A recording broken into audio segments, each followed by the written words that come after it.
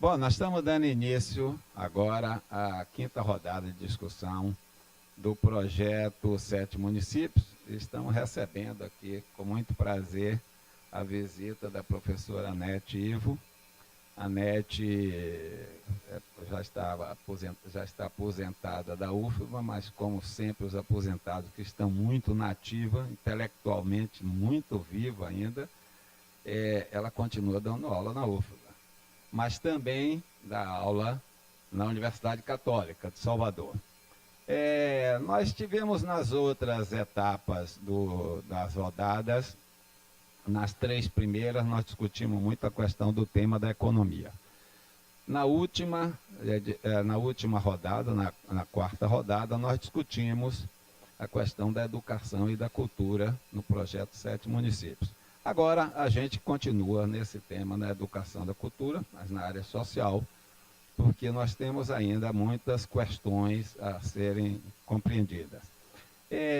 Os estudos estão demonstrando até o momento que essa questão da educação e da cultura, elas tiveram no processo de desenvolvimento, uma participação significativa, embora as questões econômicas possam servir de base para explicar o desenvolvimento dessa região, mas foi identificado pelos nossos estudos que ainda em 2010 aparece aquela região onde as pessoas teriam, digamos, um certo comportamento social diferente de outras regiões da Bahia. E nós estamos aqui para discutir isso com a professora Anete. Nós fizemos inicialmente 3 questões para ela, e nós vamos deixar ela à vontade. Só vou repetir um pouquinho para a gente lembrar e ficar registrado aqui. E a primeira seria ela fazer um pouco um comentário acerca dos textos que estão sendo publicados na plataforma, não é? Se os textos contêm algumas questões que não foram bem conduzidas, se tem algumas questões que merecem um acréscimo, isso a gente já passa para a segunda questão. E a terceira, um pouco, como é que essa realidade hoje está aparecendo, como é que, se essas questões históricas que, porventura, contribuíram para esse processo de desenvolvimento diferenciado, se nos dias de hoje eles ainda estão ocorrendo e de que forma eles podem ocorrer. Então, passaria para a professora Anete. Bom dia. Bom dia, Edgar. Para mim foi um imenso prazer poder compartilhar, mas eu queria só, inicialmente, dizer que eu estou retornando a um tema que trabalhei mais na década de 80, portanto, quase 40 anos, e digamos assim, as discussões que a gente possa ter aqui têm um caráter limitado, que não estão pautadas na realidade, mas de um conhecimento mais afetivo, até por alguma proximidade de família dessa região, também muito localizada na região de Caculé e Caeté, portanto, eu não estou falando de uma área chamada Mancha Azul, que traz municípios, agrega municípios que são municípios também da região do São Francisco, né, e também a região de Serra Geral. Portanto, tem uma configuração distinta daquilo que a gente trabalha tradicionalmente como microrregião. E é isso. Na realidade, eu acho que eu fiquei muito feliz quando você me convidou para a gente fazer essa conversa, porque eu tinha me perguntado e continuo me perguntando o porquê eu não sabia dos índices. Olha que eu sou vinculada a um programa de estudo sobre pobreza e desigualdade, que é um programa comparativo no mundo. Eu faço parte dessa rede aí. Mas eu não sabia dos dados de pobreza, não conhecia. O que me chamou a atenção na região, e me indagava, e que eu pergunto às pessoas da região, por que estudantes de Caculé têm tido no Enem um resultado diferenciado de grande desempenho, escolas de Caculé ficaram entre as 10 melhores do Brasil no Enem. Então, esse eu acho que é um dado, uma evidência. Por exemplo, aquele programa Soletrando que a Rede Globo fez, a representante da Bahia foi uma menina, em 2011, foi uma menina do Colégio Público de Caculé, ou um rapaz, né? Eles ficam sempre entre 5, 10 melhores do Estado. Ou seja, há lá um certo, digamos assim, caldeirão cultural, invisível no sentido... E esses dados de planejamento, sobre esses indicadores, que talvez com Bolsa Família, que são os indicadores de desenvolvimento educacional que os municípios fazem, estão trazendo à luz uma realidade que estava, de alguma forma, invisível para a gente, né? A gente tinha uma sensibilidade.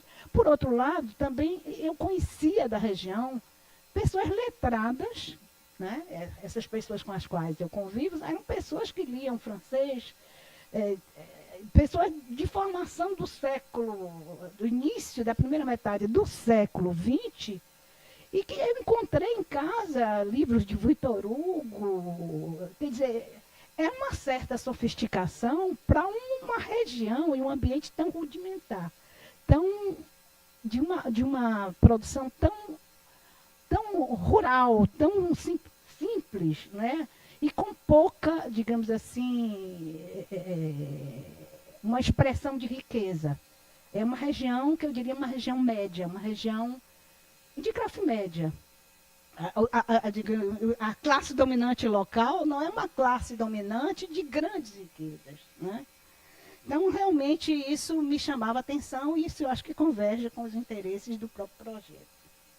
Bom, a primeira avaliação que eu faço, eu acho que o projeto está no caminho certo, né? A primeira ideia que eu faço é que, por trás dessa plataforma colaborativa, da pesquisa, ou da indagação que vocês fazem, existe uma ideia de convergência virtuosa entre uma tradição cultural, histórica, a sociedade e a economia regional, que associam-se, cujo encontro, né, produz certas melhorias de bem-estar ou certos indicadores sociais melhores que em outras regiões do Estado, né? E os determinantes que vocês estão buscando trabalhar no projeto, eu acho que são perfeitamente adequados à compreensão disso. Nós não vamos entender isso somente com dados quantitativos, macrodados, né? É preciso a gente entender que isso faz parte, sim, de uma análise mais qualitativa da região que permita ver esse enraizamento histórico dessa região e uma certa endogenia, um certo fechamento que se retroalimenta entre alguns traços culturais, educacionais, econômicos e políticos, né? E acho que um dos registros que eu vi, que é do Jorge, né, Antônio, fundamenta essa hipótese de vocês na ideia do capital social, que eu concordo plenamente, e na ideia do Polanyi, que ele mostra, e eu, nesse texto que eu trouxe, que eu acho que pode desenhar melhor do que eu falo, que eu escrevi, né? Então, tive tempo de refletir, de que não só as relações econômicas não são suficientes para explicar essa realidade, né? É o livro do Celso Favero e da Estela dos Santos, produzido por professores da UNEB, né? E que levaram 10 anos trabalhando o semiárido baiano. Eu faço prefácio, acho que esse prefácio aí descreve com mais qualidade essa relação, que não são somente relações econômicas que explicam o desenvolvimento, mas a associação entre o econômico, o cultural e o político. Bom, além desses autores, que seria o Polanyi, né, com a ideia de mercado, reciprocidade, redistribuição e família, né, como formas de integração regional, Eu me lembrei também, quando li essa primeira parte dos trabalhos, de um estudo feito por Robert Putnam para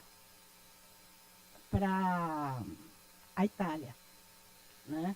Então, que inspirou um pouco os estudos sobre capital social, que mostra por que determinadas regiões, o sul e o norte da Itália, têm resultados de políticas ou têm formas distintas de desenvolvimento, né? Eu acho que esse é um outro fundamento que a gente pode explorar. O livro dele é Making Democracy Work, que foi traduzido pela FGV em 96, com o nome no Brasil de Comunidade e Democracia. Então, eu acho que esse livro, junto com o Polanyi, uma combinação entre essas duas, porque esse é mais da ciência política institucional. Porque existem instituições, as mesmas instituições políticas podem gerar resultados distintos, e a hipótese que ele traz é que é a cultura cívica. Então, que é preciso que a gente entenda as redes de relações, a cultura cívica do lugar, o comprometimento público, né? E eu acho que essa região é uma região que construiu uma forma de vida civil, né? De um compromisso em que os interesses particulares, não é que seja idílica no sentido de uma utopia, não, mas a vida cotidiana, ela se inscreve esses interesses numa realidade da vida pública do local. Ou seja, os indivíduos encaminham seus interesses pessoais na vivência da vida comum. Seria a vida comum, não a vida pública no sentido institucional puramente, mas da vida comum. É um espaço que não é um espaço estraçalhado, não é um espaço de disputas acirradas, não é um espaço de conflitos, de contradições muito fortes, né?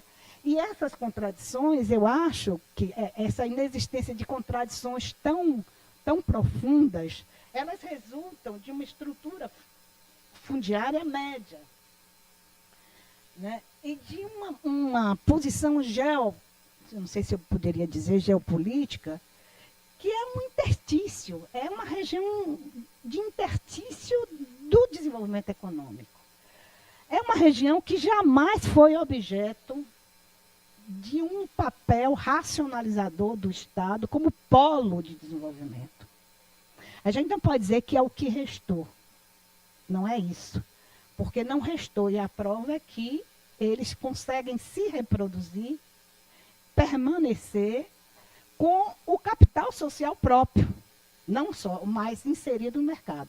Essa é a grande, eu acho que estaria na tese econômica de Celso Furtado, a ideia que você tem os grandes ciclos monocultores brasileiros, e no interstício desses ciclos você tem grandes regiões de pastagens, de agricultura de subsistência, e eu acho que no nosso imaginário a gente cria a ideia de que seriam coisas muito insignificantes.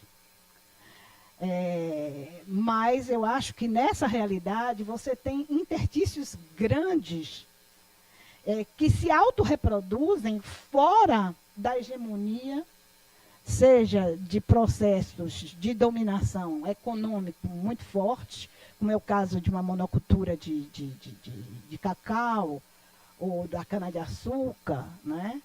Ou a fronteira agrícola do Estado, né? A área de soja ou de fruticultura, né?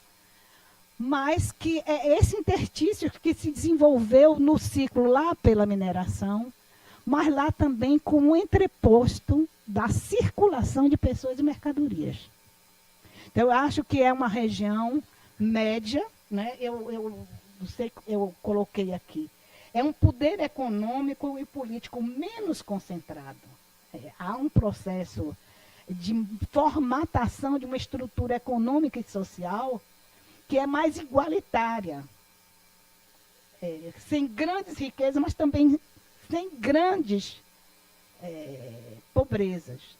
Tem um autor que todos nós conhecemos muito, que é Alexis de Tocqueville. E ele quando o capitalismo ganha seu apogeu, ele começa a estudar a Inglaterra e sai pelo mundo, primeiro pela Europa, tentando entender exatamente isso. Por que Portugal e Espanha tem um desenvolvimento econômico inferior à Inglaterra, à França e tal, à Alemanha, né? Eram sociedades pobres, mas pouco miseráveis. Né? Eu me lembrei muito quando eu ouvi isso. Ou seja, você tem um padrão de equidade ou de igualdade, que você não é uma região que se expresse como muito rica, não que não tenha diferenciação interna, mas que você também não produz muita miséria. Né? Porque as relações são mais horizontais, são relações complementares, são relações que podem provocar um caldo civil e de associativismo, de complementaridade. Então, eu coloquei o seguinte, eu acho que é uma região que se caracteriza por uma região intersticial, com um poder político menos concentrado, ainda que tenha os coronéis, não são coronéis letrados, tanto na forma como o texto colocou. Eu acho que a situação de Caetité é muito específica, muito singular. Despolarizado, o que é que eu estou dizendo? Despolarizado. Não foi objeto de uma cultura dos ciclos econômicos de monocultores, não foi objeto de uma política pública de racionalização econômica para a região, né? Não foi objeto de processos centrípetos de planejamento regional e que permitiram esse desenvolvimento endógeno, quer dizer, uma forma de reprodução quase que, eu não diria natural, porque o mercado está lá. Né? E um senso cívico comunitário, essa ideia de pertença, de pertencimento a esse território, de voltar, quer dizer, o que eu tenho visto de pessoas retornando, tenho que fazer alguma coisa por meu lugar. Né? Não sei se... E, portanto, haveria um processo de convergência, essa convergência virtuosa, que está na hipótese de vocês, entre a economia, a política, a cultura e a sociedade, baseada num sistema de propriedade menos centralizado, ou menos concentrado. De caráter médio, talvez intermediário, pouco capitalizado. Eu acho que, por exemplo, o Guanambi não. O banco lá e o fator de ter um governo, sede de um que foi governador, levou para lá um processo de tecnificação das propriedades, dos investimentos com técnicas agrícolas, empréstimos do Banco do Nordeste, está muito vigoroso. Mas eu acho que a estrutura básica, o trabalho de vocês traz isso, a agricultura familiar, mas não uma agricultura familiar, aquela subsistência de ciclos pobres reprodutores. Não, é uma agricultura de subsistência de milho, de feijão, de cebola, voltado para o mercado, né? de estruturas médias. Portanto, ele traz uma certa estabilidade. Não significa também, como eu digo aí no prefácio, de estar fazendo aqui a apologia da estagnação, a apologia de alguma coisa que seria lírico, né, de retorno ao tradicional. Não é isso. É uma região de desenvolvimento endógeno e que está acompanhando o processo de desenvolvimento moderno, né? Mas que não sofreu processo de expropriação ou de expoliação violentos. Eu acho que essa é a grande marca. Ela não sofre, apesar da mineração, ela não sofre que reestruture, que produza uma reestruturação regional. E que o cidadão comum enxerga, tem uma certa proximidade dos dirigentes políticos. Essa é que é a ideia. Quer dizer, todo mundo trata com intimidade. Eu me surpreendi, eu muito urbana, né? Quando chego lá, fulano, tal, é tudo muito, muito colega, tudo muito amigo, né? Ou seja, tem essa cultura da proximidade e um sentido de vida comum e pública. A escola lá não é privada, são instituições públicas, né? E é isso, eu acho que que essa é a hipótese central, eu acho que se confirma. Eu trouxe alguns autores aí que podem ajudar no desdobrar dessas questões, e estaria por aqui nessa primeira parte, né, sobre o fundamento da pesquisa. Agora, sobre o segmento de educação, de novo, posso começar a falar sobre isso agora? Então, eu vou pegar cada item. Primeiro elemento da educação. Eu acho que a situação, a escola, o Instituto Normal de Caeté, de Anísio Teixeira, ele tem uma função difusora de uma cultura civil importante. Porque o Anísio, ele retorna como secretário de Educação por 2 vezes, né? Ele participa nacionalmente de um movimento que chama-se Escola Nova. E é um movimento, e isso é que é uma coisa nova que nem está aqui no texto, já fui para outro lugar, né? Mas há uma contradição, porque a Escola Nova é um movimento absolutamente republicano, não é? Que entende uma possibilidade de educação pública como cidadania, a possibilidade de todos, ou seja, de pessoas com condição de pobreza, igual condição de acesso à escola. E que representa, na época, representou também uma ruptura com o modelo de escola que era dominada pela igreja. Porque as escolas todas eram privadas e, sobretudo, com formação religiosa. Então, o Anísio, ele traz esse caldo da visão republicana, de uma visão de educação pública. E isso não se traduz somente na experiência regional que a gente está tratando, da Mancha Azul, mas isso se reflete em outras experiências em Salvador, por exemplo, que é a Escola Parque, que foi a Biblioteca Infantil Monteiro Lobato, que foi... não estou menosprezando o caráter inovador que outras pessoas tiveram, como é o caso de Denise Tavares, como é o caso de Adroaldo Ribeiro Costa com a Hora da Criança, mas que foram estimulados, houve uma convergência aí de princípios modernizadores e dessa revolução brasileira, de um apelo à cultura nacional, que após a Semana 22, né, da modernização, que se reproduz também como experiências exitosas e inovadoras na área de educação. Mas eu acho, assim, que se cria uma segunda geração formada por Anísio, que, por exemplo, no caso da cidade de Caculé, há pelo menos 4 professores ou 5 que foram formados lá. E outros que foram formados lá, mas não exerceram a profissão de professores, que era a possibilidade que se tinha de educação, né? Então, conhecendo a realidade, por exemplo, minha realidade mais próxima, que é da família do meu esposo, o pai dele e a mãe dele foram formados pela escola. E normal e eles eram de Caetité. E o avô dele era farmacêutico em Caetité. Ou seja, era todo um processo de transmissão. E esse compromisso com essa educação pública, ela traz, né? E ela reproduz. Mas chegam também na região, eu acho que essas lideranças, eu não conheço bem a formação do Deocleciano Teixeira, né? Médico, o tio o avô, né? O bisavô, não sei, era farmacêutico em Caetité, do meu marido, né?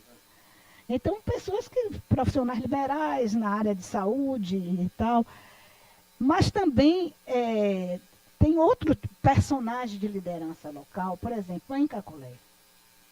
Caculé, dentro do eixo que vocês colocam, a questão do transporte, era o fim de linha da leste. Era o último local, depois que fez a integração. E ali muitos romeiros que iam para o São Francisco chegavam lá. É uma cidade que foi um povoamento pela construção da ferrovia também, né? Se constitui em 1920, por aí. Né? E há lideranças que saem, já falando no item liderança, que são constituídas pelo comércio e pela construção de estradas de rodagem. Então, só para lembrar, de lá sai uma família Fernandes, que a riqueza foi construída por caminhões, quer dizer, o pessoal fazia o comércio naquelas estradas completamente de compra de couro, em venda de produtos rudimentares, mas necessários para a reprodução. E muitas famílias, inclusive meu próprio sogro, quer dizer, eles viveram desse comércio inicial, desse certo isolamento, mas da necessidade dessa conexão em termos de consumo, em termos de reprodução. E criou-se, quer dizer, há uma família, Miguel Fernandes, eles nascem em 1915, 1914, por aí. Vai dar um senador da República, que é o Antônio Fernandes, que é irmão do Miguelzinho Fernandes, que é dono de uma construtora, Bahia Construtora, né? Que iniciou lá, abrindo estrada, abrindo para rodar, para ferrovia e tal e tal. Então, é um novo tipo de capital, mas que aplicou na pecuária. E na pecuária não só nessa região, vai para Minas. Né? Então, há uma formação de capital comercial também, associada à pecuária, não é um setor só. E como esse processo de integração regional construiu novas riquezas e novas lideranças que são econômicas e políticas. Né? Então, essa família Fernandes, por exemplo, morava no Rio de Janeiro já. Foi prefeito 2 vezes lá, morava no Rio de Janeiro, o irmão foi senador, foi deputado federal por 2 gestões, o outro, Miguel, também foi deputado estadual aqui, prefeito da cidade. Né? Então, tem assim, algumas lideranças que eram lideranças locais, mas que tiveram uma expressão nacional e, ao mesmo tempo, um caminho de produção própria de riqueza, né? A partir das condições efetivas daquela realidade. Eu não vejo, do ponto de vista ainda, falando da educação, há pouco a gente conversando, antes dessa nossa reunião, um dos elementos que me fizeram descobrir uma nova forma, que não é o Instituto Normal de Caetité, não tem a ver com isso, mas que tem uma associação entre igreja e educação, que é essa experiência da escola da família agrícola, que tem tido um êxito fantástico no Brasil. Né? São 10 escolas de família agrícola no estado da Bahia. Eu não sabia disso, li isso para vir para cá. E em Caculé tem uma delas, uma das mais exitosas.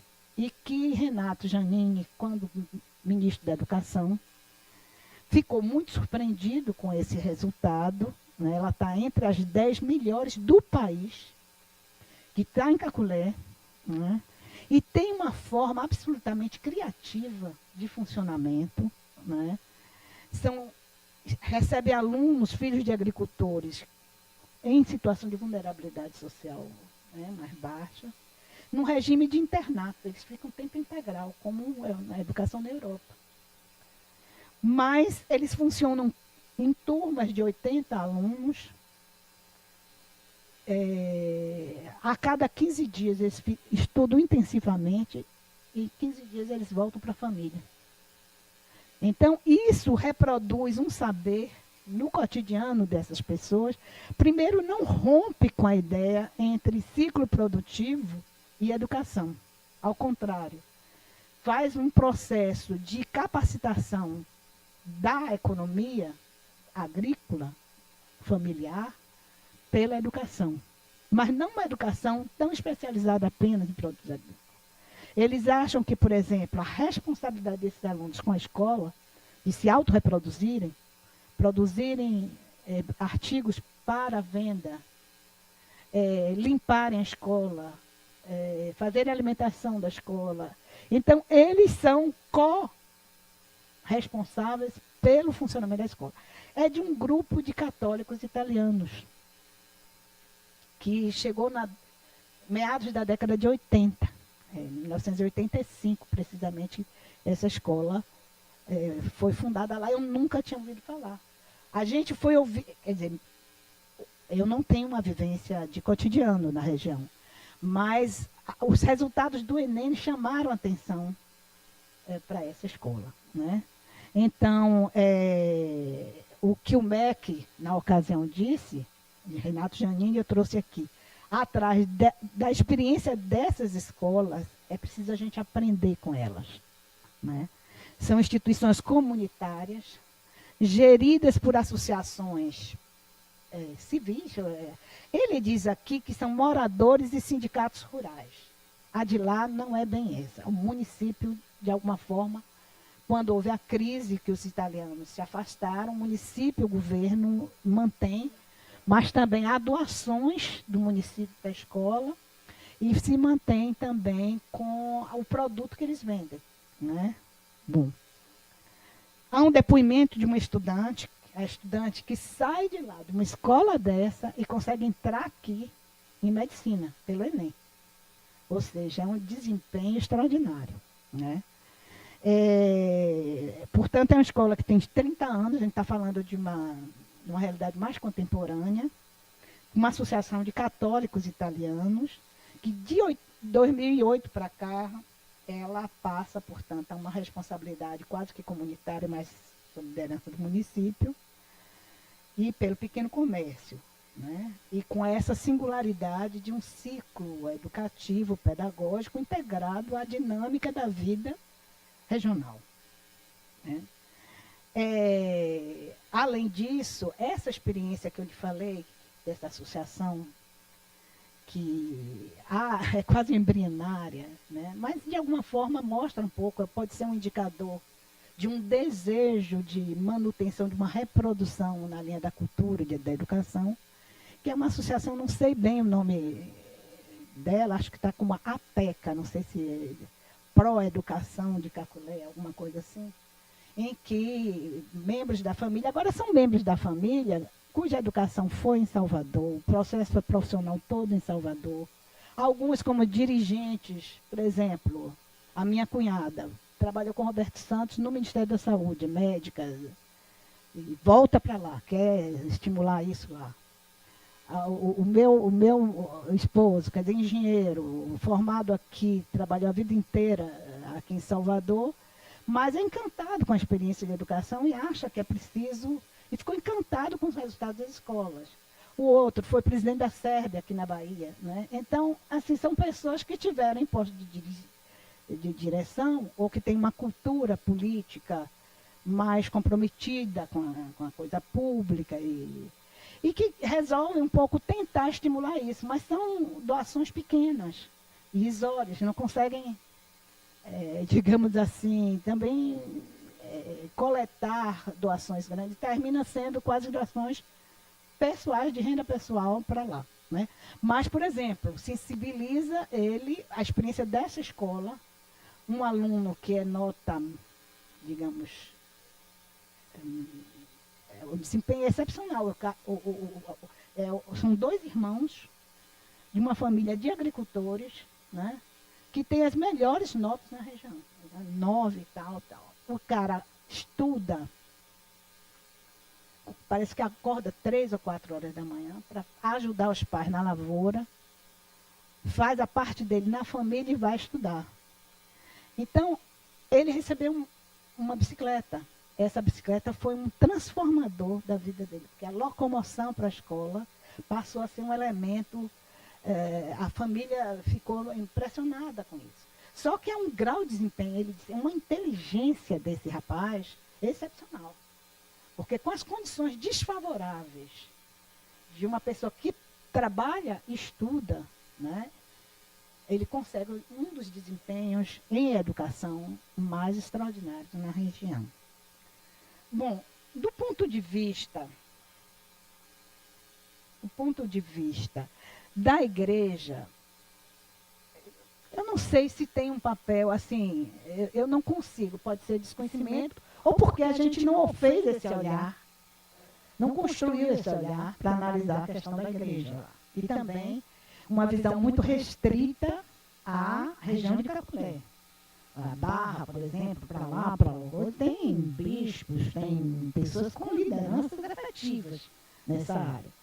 No caso de cá, eu tenho essa experiência exitosa, né, eu não sei se são jesuítas italianos ou são católicos, né, civis, laicos ou cristãos que fizeram a escola. Isso é uma coisa a ser indagada. Bom, portanto, eu teria cuidado apenas do ponto de vista do módulo de economia, eu teria um cuidado. Eu não falaria de uma região marginalizada. Né? Cuidado com a noção de marginalidade, porque ela contradiz até a ideia do desenvolvimento endógeno. Ela não é, ela é eu coloquei a noção de despolarização, ou seja, ela não é um núcleo dinâmico de uma centralidade regional, mas ela cuidado com essa ideia de um isolamento, porque ela exatamente conseguiu ser endógena porque ela tinha mecanismos de diálogo externo, através dos circuitos de trânsito de população e comércio, ou seja, uma população, uma agricultura, pecuária abre muito, né? A pecuária é o circuito. Essa região, eu acho que como todo o oeste baiano, faz com Piauí e com o sul. Para você ter ideia, o migrante nordestino, como a linha de trem parava lá, o migrante nordestino em São Paulo e no Rio, muitas vezes é chamado de caculé. Tem a chamada geral pejorativa, porque o de Minas é o caipira, né, o de São Paulo, mas caculé, o cara que veio de fora do norte é caculé, todo mundo, não, o que é caculé? Não é por quê? Porque ele vinha de onde, ele perguntava de onde você veio, de Caculé, porque era o último ponto de ele retomava o caminho para a migração.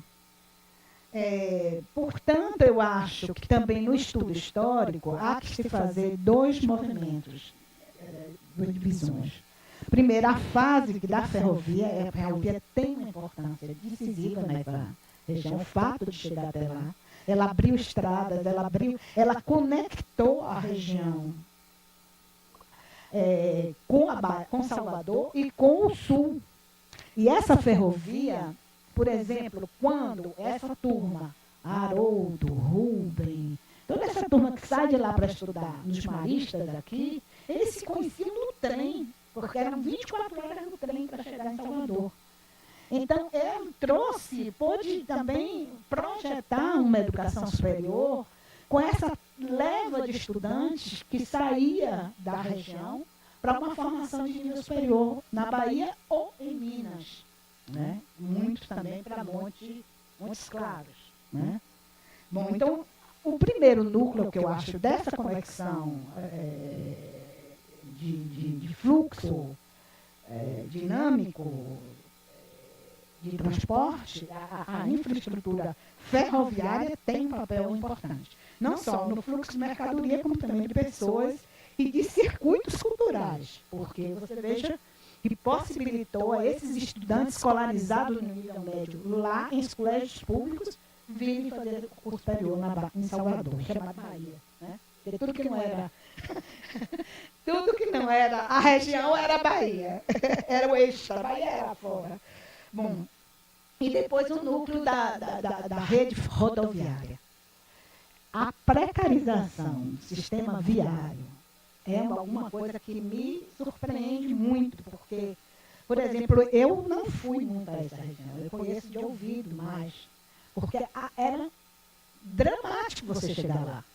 As estradas todas de barro, sistema de acesso, era difícil até anos 90. Eu estou falando de 90, 92, quando as estradas começam a ser pavimentadas e você tem um acesso mais fácil à região. Portanto, eu acho que chama a atenção dessa parte da economia para esse elemento. Acho que tem uma parte importante que vocês trazem também na parte econômica, que é relativa ao sistema de arrendamento, né, das parcerias. Há uma mudança, um ciclo nesse processo também, né?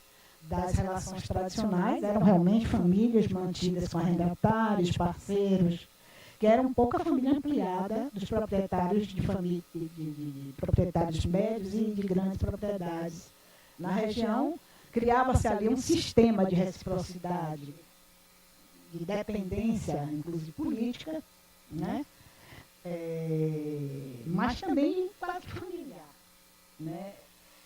Aquela coisa, o compadrio, a relação, tudo que a gente já ouviu falar sobre essa relação existia, mas isso muda. Muda com o Estatuto do Trabalhador, muda com a introdução das relações assalariadas no campo. Isso se torna ambíguo, porque, ao mesmo tempo, eles não têm uma racionalidade no fato de que toda a cultura que era feita na fazenda era do cara. O cara ia acumula, com um nível de pouco investimento em consumo, ele vai acumulando, vai se tornando também um pequeno proprietário, né? Mas ele quer as vantagens da relação e os direitos trabalhistas assalariados. Então, esse processo de substituição, que é uma sociedade que se constrói, que se conforma no século XX, ou na década de 20, né? É uma sociedade muito recente, né? Não falando uma área recente.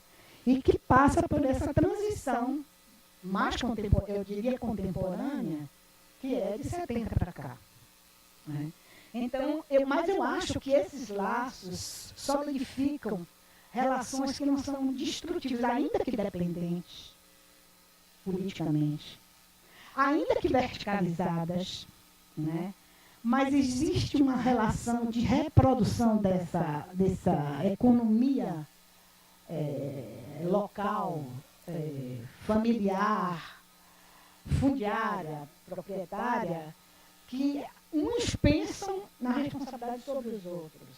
Uma certa de partilha, de um sentido de responsabilidade e comunitária, de pertencimento. Então, eu não sei se eu posso estar criando hipóteses muito gentis, digamos assim, muito idílicas, no sentido de não considerar. Mas, por exemplo, é uma região que não é uma região de violência, de conflito de terra. Os estudos que eu fiz sobre conflito de terra no estado da Bahia, essa região está parte de... Eu reconstruí, digamos, com base na CPT, uns 10 anos de conflito de terra na Bahia, com os dados regionais, dados que saíram no jornal, né? A gente recompôs as histórias dos conflitos. E não tem nada nessa região.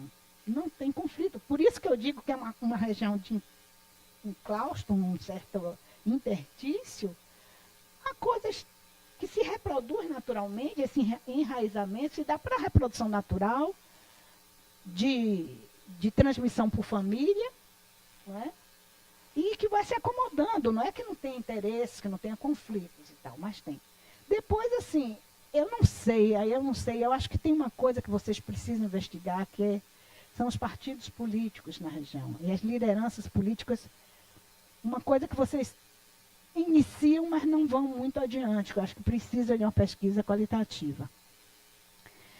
Porque vocês geram a ideia de um retorno desses, em cima da experiência, talvez, muito de Anísio, né, que pôde gerar...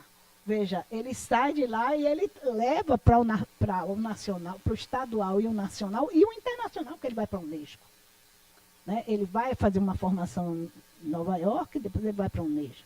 É amigo pessoal de grande intimidade com Monteiro Lobato, né? Então, é um personagem, assina a carta da Escola Nova, cria a Universidade de Brasília. Ou seja, a gente não está falando de uma pessoa que fez nível superior, mas é um cara com uma capacidade de reprodução de um projeto novo na Bahia muito importante.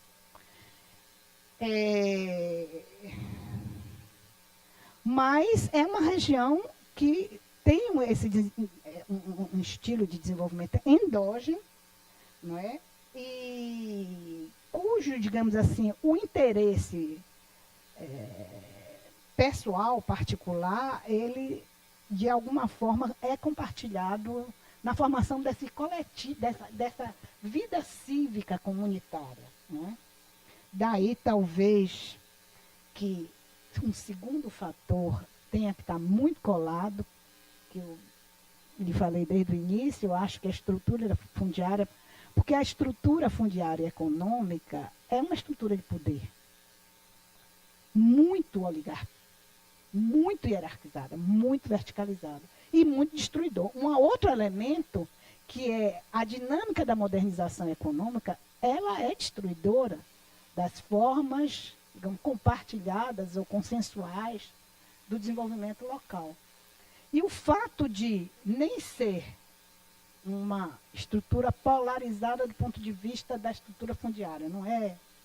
E não ser também um foco de uma modernização de investimento prioritário do Estado, de alguma forma permitiu, aí eu não vou pelo lado negativo da destruição ou da marginalização ou isolamento, mas permitiu um caldo novo, quer dizer, que essa reprodução, esse padrão de reciprocidade, de reprodução e redistribuição local, ela se dê num patamar de estabilidade de relações sociais e políticas, ainda que diferenciadas, e ainda que conflitivas, mas não são conflitos de armamento, não é um conflito do Oeste, né? Como foi a ocupação da fronteira agrícola no estado da Bahia. Não é também uma realidade dos coronéis da região do sul, do Cacau, quando entra, né? É uma outra forma. Não é que não tenha coronéis, não existe um coronel chamado. Todos esses líderes políticos de lá são um pouco vistos como, digamos, o pai ou o responsável, ou uma espécie de coronel, mas não são os coronéis no sentido de um Diocleciano, no sentido de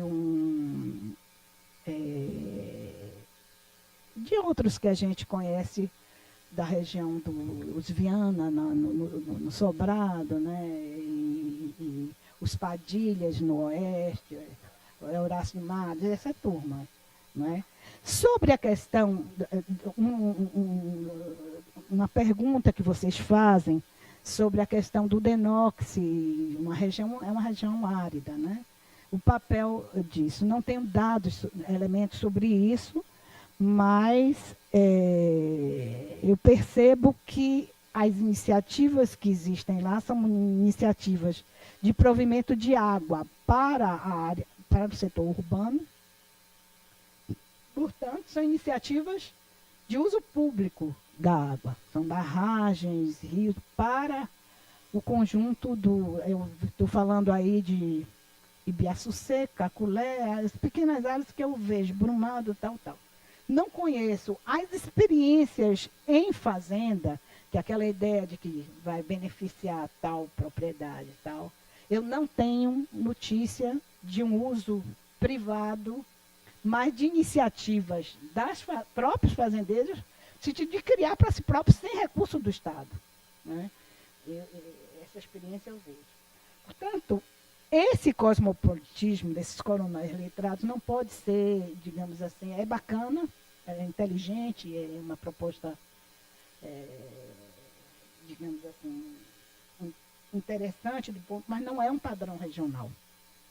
Não pode ser entendido como padrão regional, ainda que os, digamos assim, subcoronéis ou as lideranças criadas no local tenham uma certa, são letrados, mas tem alguns que são, eu não sei se esses que eu falei, né, remontei, por exemplo, a experiência que eu falo do Nozinho, o Valdenor, né, que dá também uma liderança nova, que é deputado estadual pela região, mas por conquista, que foi reitor do Sudoeste, ele pode ser uma fonte interessante de compreender melhor esse processo. Não é? Bom, É isso que eu tinha a falar, já falei disso tudo, das famílias. É isso. Não sei se pude aportar coisas novas, né? Mas talvez ratificar algumas hipóteses de vocês e trazer algumas pistas novas. Sobre estudos que precisam, que merecem ser feitos, a gente falou há pouco a ideia de comparar a região com outras, né? Com outras regiões, com resultados talvez inferiores do ponto de vista e exitosos, superiores e inferiores, do ponto de vista dos bolsões de pobreza no Estado, né, da configuração. Ou a partir de registros políticos distintos. Porque é uma pergunta que se faz muito, por que determinadas instituições políticas, né, conseguem resultados exitosos do ponto de vista do desenvolvimento e outras não em condições semelhantes. Então, essa é uma pergunta que eu acho que merece fazer. A outra é observar os egressos, do ponto de vista qualitativo, os egressos de algumas escolas dessas. Não sei se daria para a área do pessoal de educação estimular estudos dessa natureza. Talvez esses resultados do Enem, bem-sucedidos, que vieram de estudantes de escolas pelo interior da Bahia, fosse um indicativo para vocês localizarem regiões que estejam emergindo como um potencial, ou se é digamos assim, um atributo muito individual do estudante, né? Mas se constrói um padrão. Eu acho que caminhar nos estudos qualitativos, e acho que vocês podem ter aí um caminho de talvez uma interlocução com a área de políticas públicas da UNED, da UFBA, da UCSAL, que possam, digamos, induzir processos de estudos e de dissertações de mestrado e de doutorado, que possam ajudar o Estado, e eu acho que essa vinculação é fundamental, né? Tanto para eles quanto para o Estado, né? Fazer esse diálogo. Bom, já conhecendo o perfil da professora Nete, não é uma surpresa que ela, como pesquisadora já de muito tempo, com uma prática em pesquisa muito grande, e com uma capacidade de análise também muito interessante, ela fez um comentário sobre o texto todo, ou seja, ela fez uma leitura sobre o conjunto de painéis que estão expostos na plataforma, e eu acho que ela deu uma aula sensacional sobre a região, porque misturou um pouco a questão da uma análise mais intelectual, uma visão da sociologia, uma visão do mundo da política, as análises econômicas, etc., fez um conjunto de observações que eu acho que nós vamos levar um tempo aqui para digerir, para refletir um pouco, quem sabe levantar novas questões para os novos convidados, e eu acho que foi muito interessante essa sua abordagem sobre essa questão cívica regional, sobre o fato, chamar atenção para o fato de que podem não ser somente os grandes coronéis lá do início do século XX, e os letrados, intelectualizados, os responsáveis, parece que tem outros interlocutores regionais de difusão. Também, como alguns já chamam a atenção de que esse processo cultural vindo do século XIX foi se reproduzindo, né? E chega com repercussões até hoje. Eu acho que suas observações também sobre a questão da divisão das terras, com conflito de terra, a não violência, isso também chama atenção para a gente avançar um pouco nisso. e os seus depoimentos pelos conhecimentos, pelas análises, assim, em loco, pelas experiências de pessoas próximas à sua e como chama atenção para a questão de Caculé. Caculé e sua região, que ali é tudo muito próximo a Caetité, e é um dos nossos municípios que estão dentro, é um dos 5 municípios que estão dentro da nossa área de análise. Essa questão da importância da ferrovia, a gente tinha observado algumas coisas nesse sentido, mas não com esse grau de detalhe que você focou e da importância da repercussão disso, né? Tanto na relação para o Sudeste como na relação com Salvador, isso é muito interessante. Enfim, eu acho que você levantou deu muitas contribuições muito interessantes para o trabalho. Nós vamos ter um tempo aí para pensar como é que a gente vai digerir e refletir. Mais hipóteses, e eu pensei junto com vocês, né? Eu ontem peguei o material, fui ler todo, olhei com detalhe, fui construindo o que eu sabia disso, que pista eu tenho sobre isso, né? Mas não são inferências, não são de fato sustentadas. Agora, a ideia é que eu acho que quando vocês levantaram um ponto inicial, que é pobreza, a ideia é trazer a desigualdade, porque é o padrão da desigualdade é que é distinto, né? Aquela observação que eu falo do Alex Tocqueville, quando ele fala de Portugal, você pega o Gini de uma sociedade rural, não é tão, né? Mas você pega o Gini botando a São Paulo, né? Salvador e tal, são, né, vertiginosos. Faça. Lógico, é brilhante, eu acho, fantástico. Vamos ter que digerir essa coisa que foi muito bacana.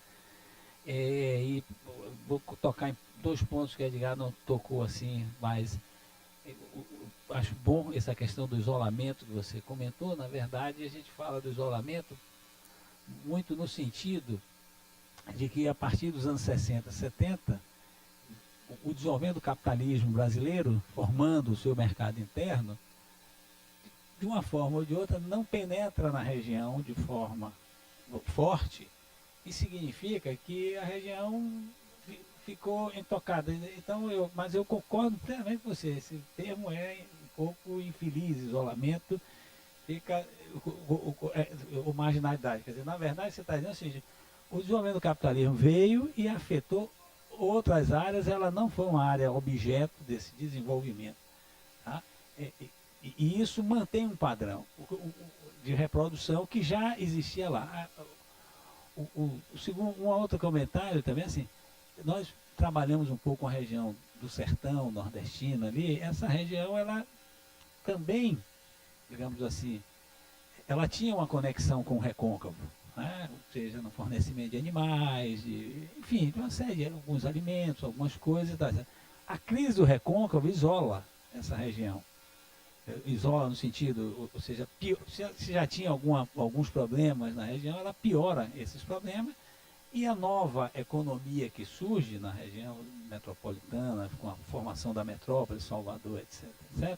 Assim, passa essa região, fica lá, sem ser objeto também de uma nova incorporação, uma nova dinâmica, mas essa região não consegue fazer o que aconteceu naquela região.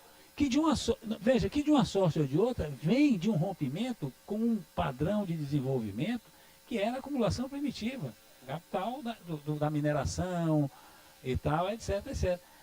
Mas apesar desse rompimento, desse padrão, de uma forma, isso é que é mais complicado, pelo menos na minha cabeça, para entender, é como é que é essa transição de um determinado padrão, que é extremamente degradante, que é extremamente violento, né? Principalmente você está falando de pedras preciosas, diamantes, ouro, né? Exploração disso tudo, são, obviamente, dominado por empresas inglesas, brasileiras de mineração, digamos que tem um capital que se isola. Mas esse fim, aí você tem essa transição. Eu fico pensando assim, eu digo, olha, não sei como é que você tem uma crise, digamos, de hegemonia, e surge uma nova...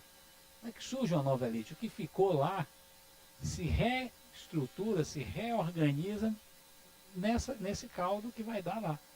Eu acho que realmente a questão de uma religião pouco desigual, no sentido da estrutura fundiária e da estrutura produtiva, apesar de ter grandes áreas de pecuária, mas a riqueza desse pessoal nas áreas pecuárias foram para outros lugares, para Itapetinga, foi para Minas. Não fica lá, porque lá tem pouco investimento público também, pouco estímulo. Do ponto de vista, quer dizer, tinha em Guanambi e tal, mas uma dificuldade, então o pessoal era com capital próprio. Isso cria uma sustentabilidade de autorreprodução local, né? E também uma vida simples, com demandas pequenas de consumo ou de ostentação. É uma ruralidade. Talvez tenha um texto aí de Maria Nazaré, né? Ela fala sobre o novo rural, a ruralidade. Entender esse processo de ruralidade ali na região, que constrói uma sociedade diferenciada, né? Hoje, tem uma pergunta que vocês fazem, não sei se isso vale a pena ainda para a nossa discussão, mas serve para, pelo menos, o interior da pesquisa, se isso seria possível, sobre outras formas completamente diferentes. Porque hoje o papel da televisão lá, o ensino à distância está atingindo lá. Eu perguntei, por que não se criou uma universidade lá? Não, o pessoal está estudando à distância. Está fazendo escola à distância, ensino à distância lá. Né? Essa modalidade nova de comunicação está criando novos, que eu não sei a consistência dessa formação que está sendo dada lá. Né? Eu perguntei, tem grupos privados investindo em educação? Não. Tem uma escola, mas elementar, no nível elementar. O secundário é todo público, ou essa associação que é técnica, nível médio. Então, realmente, as observações que eu faço são mais do conhecimento mais teórico, mas também com pouca inferência sobre uma realidade localizada, que é daquela área de Brumado, Ibiaçu e Caculé, né? Que eram juntos, se separaram e tal. Mas eu acho que tem aí um lastro de questões muito instigantes. E a minha observação foi essa. Por que as pessoas lá são educadas no sentido de escolarizada? Tem uma escolarização consistente. Né? Quando o Rubem presta vestibular, era altamente competitivo. Né? Passa bem em engenharia, era competitivo. Né? As irmãs todas passam em medicina, em direito, em áreas assim. O pessoal vem com um lastro de formação escolar muito forte, muito consistente. Por outro lado, você tem o retorno, tem muita gente retornando. Retornando ao local. Gente que circulou pela Europa, primos dele casaram com francês, não sei o que lá, volta para lá. Que é abrir uma biblioteca lá pública para o pessoal, o cultivo da leitura, sei lá, mas não tem uma coisa assim, racional, do ponto de vista de um projeto de educação. Por isso que eu falo dessa cultura cívica, um interesse público e comunitário, um público que não é Brasília, não são as instâncias governamentais, mas civil, né, da sociedade civil, né? E eu acho que a Anísio tem um papel. Eu acho que sim, ele tem um papel. Ele tem um papel difusor de uma nova forma de educação. Quer dizer, as professoras todas dessa região foram escolarizadas no Instituto Normal lá de Caetité, quase todos eles. Então, eu acho que esse papel de Anísio, eu cada vez me surpreendo mais, porque, primeiro, eu não tinha comprado a ideia do Anísio com a capacidade que ele teve de difundir esse projeto de escola nova. Outro dia eu fui discutir isso com uma iniciativa em Salvador, que foi a Hora da Criança. né? Uma outra preocupação que eu tenho, que talvez um dia vocês possam explorar, é porque Santa Amaro produziu tanto intelectual, elites ilustradas. Você tem Teodoro Sampaio, Guerreiro Ramos, Zé Valadares, fundador da Escola de Medicina, Adroaldo Ribeiro, o pai dele, que criou um ginásio lá de 5 andares em Santa Amaro, no início do século, quer dizer, por que ali se criou esse caldeirão? Aí ia falar, Recôncavo, mas por que essas pessoas depois vêm com uma área mais nova, que é de Caetano e tal? O que é que gera esse fermento, esse caldo cultural? Porque não é somente... E eles não eram proprietários de cana-de-açúcar. É isso que não são elites econômicas, né? São elites técnicas, intelectuais e tal, e que investiram em educação. Uma das hipóteses é que nós, na nossa geração, a gente se formou muito com a ideia do Estado interventor, que cria o planejamento centrípeto, e que é tudo resultado da interferência do Estado. E a realidade brasileira, a nação, era outra coisa que não é Estado. Não é governo. A nação são as pessoas que se reproduzem, que vão criar. Então, havia uma despolarização, outras polarizações geradas naturalmente pelo fluxo de mercadorias e povoamento, né, que a mineração criou muito. Processo de adensamento de cidades com processo de mineração é um negócio extraordinário. Em Minas, eu tenho dados que eu estudo do povoamento, do censo de 1892, que a gente mostra, a Bahia é uma coisa impressionante, em termos de população maior que São Paulo, então são realidades novas. Uma outra coisa que também me chamou a atenção, mas que é para explorar, eu estou ultrapassando muito todo o tempo que vocês me deram, que é a questão de não ser uma economia escravocrata. Esse padrão não tão desigual, ele tem a ver com a estrutura fundiária, com o tipo da dinâmica econômica e com o regime de produção que não usou o trabalho escravo. Usou pouco o trabalho escravo. Tem relatos que, por exemplo, por que esse nome? Há relatos que dizem, por exemplo, eu fui ver a história, porque vocês me provocaram para eu ler alguma coisa, né? Então, eu fui ler a história, por que Caculé? Aí peguei o Wikipédia, você pega lá o Wikipédia. O nome, eles acham que é o nome de um escravo fugido, que foi parar por lá, né, numa área de uma grande propriedade de uma senhora chamada Rosa, e que ela sai na busca desse escravo e tal, e ele tem assim uma ideia de liberdade, realmente não volta mais para a coisa. Ele trabalhou em mineração, o que se diz que ele trabalhou, mas ele tem o ideário libertário, ele não quer isso mais. Mas é uma que tem poucos traços africanos a população local. É mais cabocla, mas é distinto, porque não tem uma tradição de trabalho escravo. Mais provocações. Ótimo, porque a ideia nossa é de provocações e colaborações, e nós vamos seguindo. Eu acho que você levantou mais outras novas questões. Eu vou lhe fazer a última provocação aqui, por agora. Depois eu estou vendo que nós vamos ter que voltar mais adiante para conversar sobre outras questões. Você comentou muito sobre esse caráter assim cívico digamos assim, de um processo muito específico dentro de uma região, endógeno, onde essas coisas tiveram pouca presença de governos ou mesmo de grupos de investidores de fora, não é?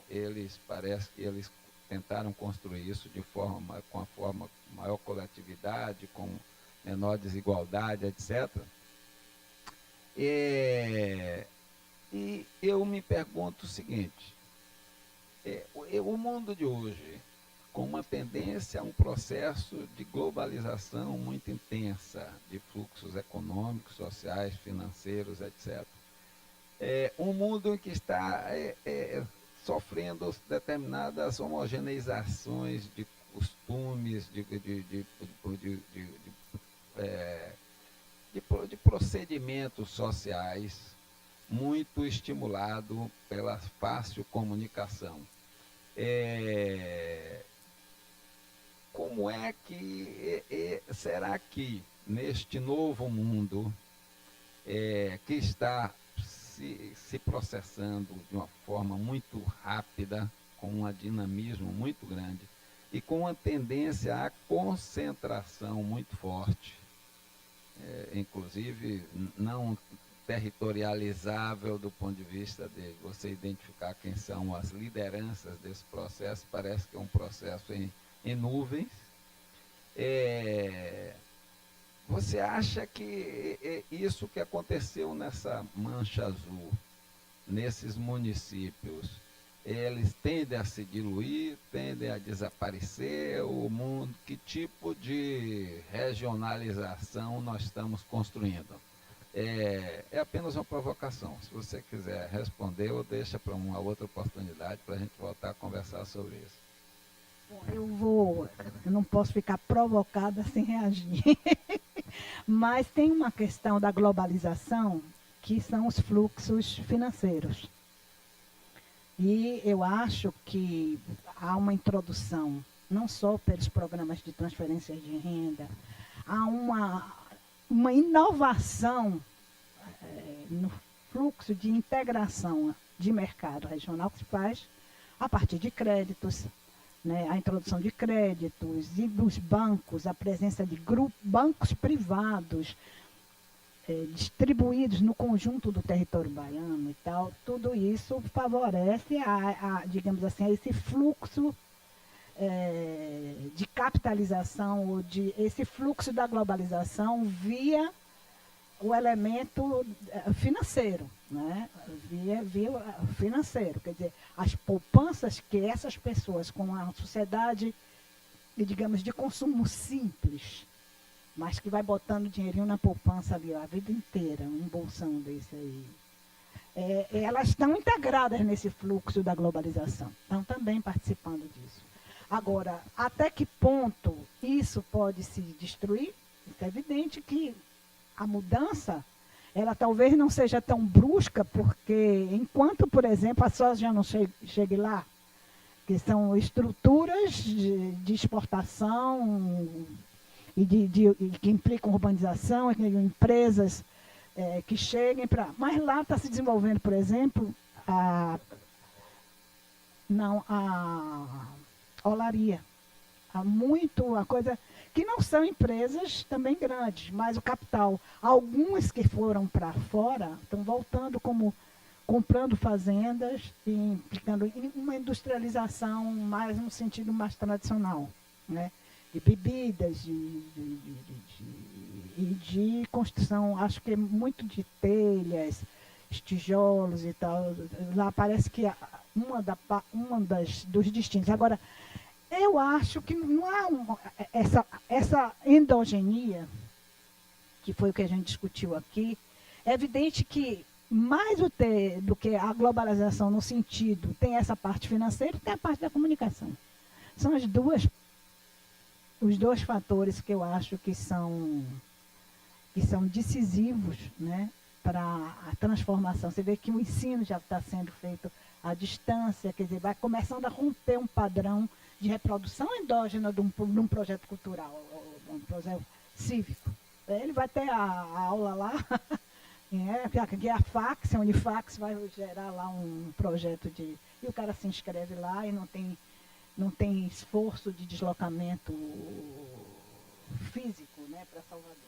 Enfim, são perguntas, eu acho que vocês têm toda a razão, mas eu acho que o fluxo é por aí, é comunicação e financeiro, né? Antes que alguma empresa se aproprie regionalmente do território, né, ou se instale, né? Me parece que é por aí. Bom, agradecer mais uma vez a professora Nete. Nós vamos fazer agora a divulgação desses vídeos, vamos disponibilizar ele por inteiro, e depois vamos fazer umas edições em pequenas partes, onde suas análises possam ser compreendidas também de forma mais específica e possa ser mais palatável para o mundo atual, que não está muito disposto aos grandes textos e a grandes tempos de fala, de vídeo, etc. Mas também nós temos visto vídeos aí, de certa forma, longos, que têm uma presença muito grande de pessoas acessando. Muito obrigado, então. Vamos ver se mais na frente a gente pode discutir sobre essa questão da nossa pesquisa de campo. Tá bom? Um abraço.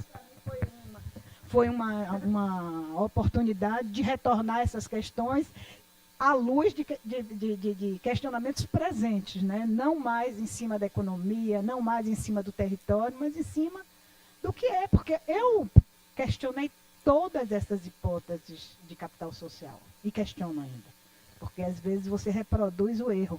Se você tiver também a ideia do poder local ou do caldo, você tem máfias que tomam conta do lugar e você reproduz elas. Então, eu sou muito crítica desses formatos americanos, uma sociedade que tem um associativismo grande e tem um poder local, digamos, participativo, efetivo, como a Inglaterra e tal. Essas noções todas vieram desses lugares aí. Então, eu faço muita crítica, tenho muita restrição. Mas esse local, não por conta de afeto só, mas de alguns resultados de educação, tem me chamado a atenção, efetivamente. É por isso que é bom a gente estudar nossas realidades e discutir vis-a-vis processos de construções teóricas num grau de abstração maior, mas a partir também do conhecimento empírico da nossa região. Eu acho que esse caldo aí a gente está dando uma contribuição importante. Muito obrigado.